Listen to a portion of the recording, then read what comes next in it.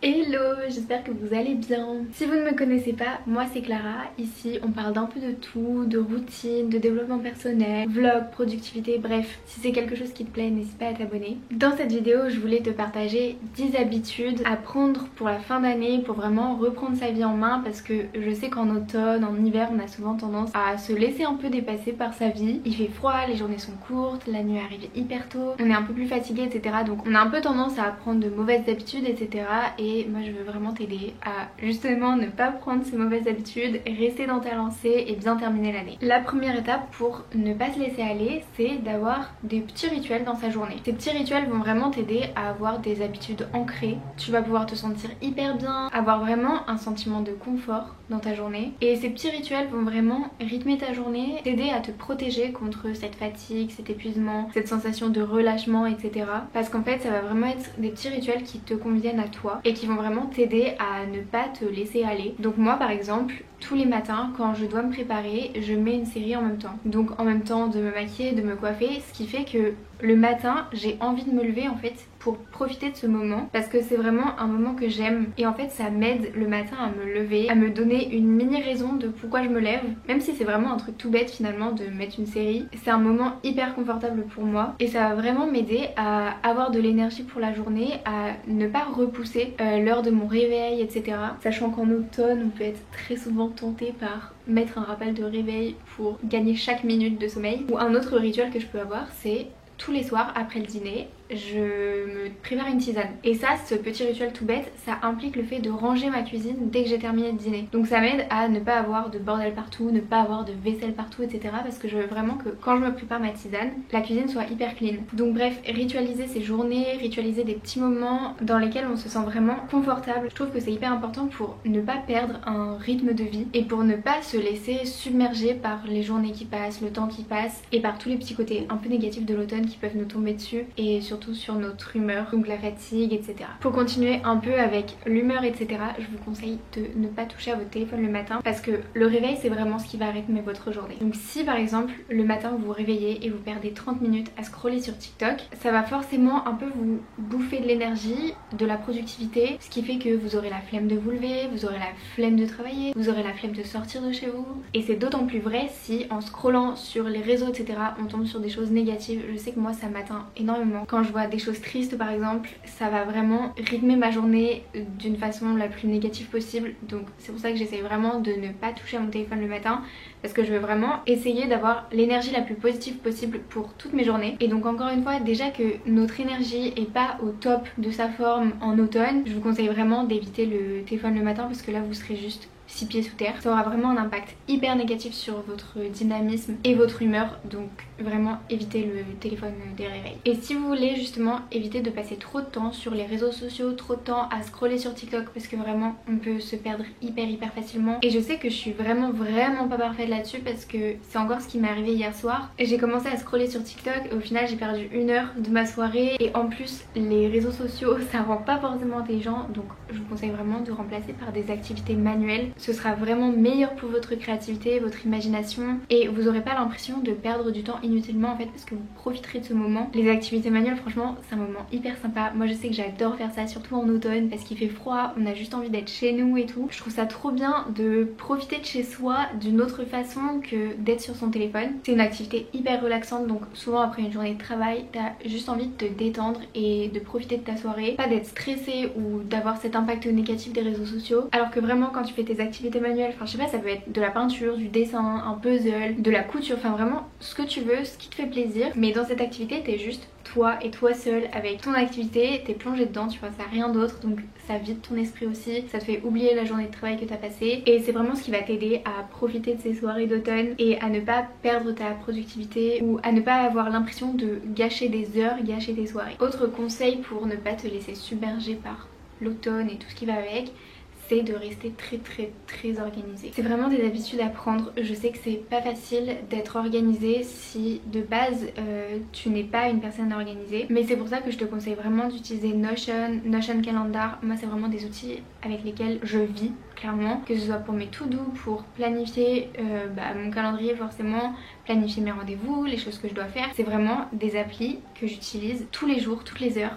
enfin vraiment à n'importe quel moment en fait, dès que je pense à quelque chose, je vais sur Notion. Dessus je mets vraiment tout, que ce soit mes projets, mes idées de choses à faire, les activités à faire. J'ai aussi des listes de films, enfin vraiment je note tout sur Notion pour avoir un truc hyper centralisé et c'est vraiment ce qui m'aide à être très organisée. Je fais du time block sur Notion Calendar, donc pareil ça m'aide à vraiment avoir une ligne directrice de mes journées et à ne pas être en mode ok bon qu'est-ce que je fais aujourd'hui. Alors après bien sûr ne vous mettez pas de pression si vous n'arrivez pas à suivre à la lettre les journées que vous avez prévues, c'est hyper normal mais c'est au moins pour savoir ce qu'on doit faire, savoir quand on va le faire. C'est très important de ranger son appartement, sa chambre, enfin l'espace dans lequel on vit, c'est hyper important. Déjà, j'arrête pas de le répéter mais on n'est pas gâté par la période parce que il fait froid, il fait pas beau, il fait nuit, on n'a pas envie de sortir, que des trucs comme ça. Vraiment je ne vois plus la caméra là. Ok, il y a vraiment un gros changement de luminosité parce que le soleil est vraiment face à moi, mais c'est pas grave, on va reprendre. Du coup je disais, en automne, en hiver, il fait froid, il fait pas beau, il fait nuit, donc très souvent on va rester chez soi. C'est pas comme en été où là justement on va sortir, on va vraiment voir du monde toute la journée, on va être dehors. Là c'est vraiment pas le cas, la plupart du temps on va juste être chez nous, donc c'est très important d'avoir un espace de vie rangé dans lequel on se sent bien et on se sent pas submergé par tout ce qu'il y a autour de nous, par tous les objets un peu mal rangés etc. Donc pour moi c'est vraiment hyper important de ranger l'espace dans lequel on vit tout simplement. Une autre étape à mettre en place pour cet automne, c'est de se concentrer sur ce qui est important et de prioriser. Avec cet aspect un peu de fatigue, d'épuisement, de relâchement et tout, on a forcément tendance à vouloir un peu repousser les choses, à vouloir mettre au lendemain etc. Et souvent on se retrouve un peu dans ces galères où soit on bâcle tout ce qu'on fait, que ce soit au niveau des devoirs, des examens, de ce que vous voulez, soit on reporte, au final on devient hyper stressé parce que la deadline approche et là c'est complètement catastrophique. Donc pour moi c'est hyper important de ne pas avoir ce trop de relâchement et de quand même garder en vue ses objectifs et se donner les moyens pour réussir tout ce qu'on veut réussir. Donc par exemple ce que vous pouvez faire pour ça c'est de vous faire une liste de vos objectifs, de ce que vous voulez faire sur ce mois ou sur cette période, sur 3 mois, sur cet automne, enfin vraiment le timing que vous voulez et vous pouvez accrocher ces objectifs par exemple sur votre porte d'entrée, ce qui fait que tous les jours dès que vous sortez, dès que vous refermez la porte etc, vous voyez ces objectifs et vous gardez continuellement ces objectifs en tête parce que vraiment je sais que cette période va vachement influencer nos prises de décision et moi la première très souvent quand j'ai quelque chose à faire ou quelque chose que j'ai envie de faire je me dis non mais c'est bon tant pis je le fais la semaine prochaine et en fait c'est la pire des choses à faire parce que faut garder cette motivation qu'on a toute l'année et faut jamais se relâcher. Alors oui parfois on peut avoir des jours où on se sent moins bien, on est un peu plus dans un bad mood etc et c'est totalement ok mais globalement sur le long terme il faut vraiment rester sur notre lancée et ne pas abandonner nos objectifs ou les projets qu'on a envie de faire simplement parce que c'est la période qui fait ça, on est un peu plus fatigué etc. Pour moi c'est vraiment pas une raison, si t'as envie de faire quelque chose tu le fais, faut juste essayer d'avoir un peu le mindset pour quand même garder cette façon de penser et réussir à ne pas se dire tant pis si c'est pas parfait, c'est pas grave, vraiment rester concentré et motivé même si c'est pas facile. Alors là je pense qu'on va parler d'un sujet qui fâche, il ne faut pas mal manger cet automne et je sais que c'est horrible et que c'est hyper compliqué à se dire parce que vraiment je suis la première, dès qu'il fait un peu froid, dès qu'on est un peu dans le mood, on va regarder des séries hyper cocooning et j'ai direct envie de me faire un chocolat chaud, de manger des pizzas le soir devant ma télé, de me goinfrer de chocolat toute la journée et en fait c'est la pire des choses à faire mais en fait faut réussir à se contrôler et je sais que c'est vraiment pas simple parce qu'en automne, en hiver on est vraiment tenté par manger quelque chose de gras mais ce que je vous conseille vraiment de faire c'est que les 3/4 du temps vous mangez sainement et le quart du temps restant vous vous faites plaisir. Mais en fait ce qu'il faut retenir c'est que, alors oui forcément le sucre, la graisse ça va avoir un impact sur notre corps, après on va se sentir pas forcément bien etc. Mais au-delà de ça, le sucre et le gras ça a aussi un impact sur notre productivité, notre façon de penser, notre fatigue, le côté épuisé etc. Et déjà que la période ne nous aide pas avec la nuit, le froid etc. Si on se rajoute en plus ce côté nourriture réconfortante sur le moment mais qui au final ne nous aide pas du tout à travailler la journée, à accomplir nos projets etc. Bah finalement ça veut vraiment dire qu'il faut se contrôler et ne pas être trop tenté. C'est hyper dur mais encore une fois c'est de la motivation, c'est du mindset. Par exemple ce midi j'ai mangé une pizza au resto, forcément là il est 17h30 et j'ai juste envie de me poser devant une série, de me faire un chocolat chaud et de prendre un bon goûter mais c'est juste une question d'envie, j'ai pas du tout faim, c'est vraiment de la gourmandise donc je me contrôle et je me dis que je le ferai demain ou dans 2 jours ou peu importe mais juste pas aujourd'hui parce que j'ai déjà donné assez de graisse pour aujourd'hui à mon corps donc juste je vais le laisser un peu se reposer pour ne pas ensuite me sentir trop lourde ou épuisée. Mais encore une fois, c'est vraiment une habitude à prendre et je sais que c'est hyper compliqué. Mais une fois que vous avez cette habitude ancrée dans votre quotidien, c'est hyper simple et il faut juste un peu savoir se contrôler et se raisonner. Une autre étape justement liée à l'entretien de son corps, c'est qu'il faut continuer à avoir une activité sportive ou même juste le fait de marcher, de sortir un peu. Parce qu'encore une fois, on a tendance à ne pas sortir.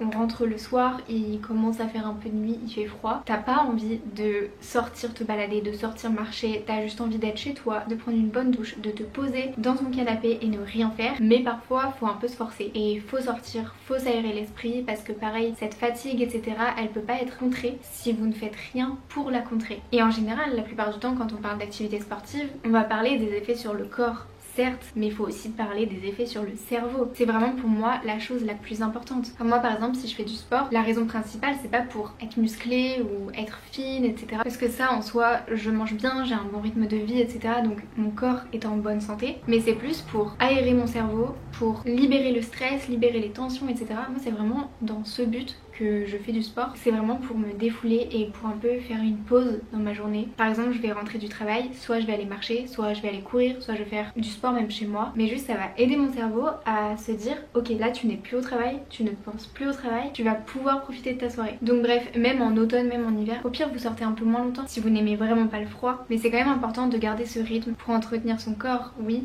mais aussi pour entretenir son cerveau. Et pareil, pour entretenir tout ça, il y a aussi le fait de dormir. La plupart du temps, quand on est en automne, en hiver, on a très souvent le soir envie de se poser devant des films hyper réconfortants et très souvent ça ne nous aide pas à avoir un sommeil hyper complet. Par exemple moi le reste de l'année, alors oui je vais regarder des films le soir et je vais jamais me coucher à 1 ou 2 heures du mat, je me couche à 23h, 23h30 ce qui est très raisonnable, mais en fait le lendemain j'ai envie de me lever tôt parce que je sais qu'il va faire jour, que j'ai plein de trucs prévus, etc.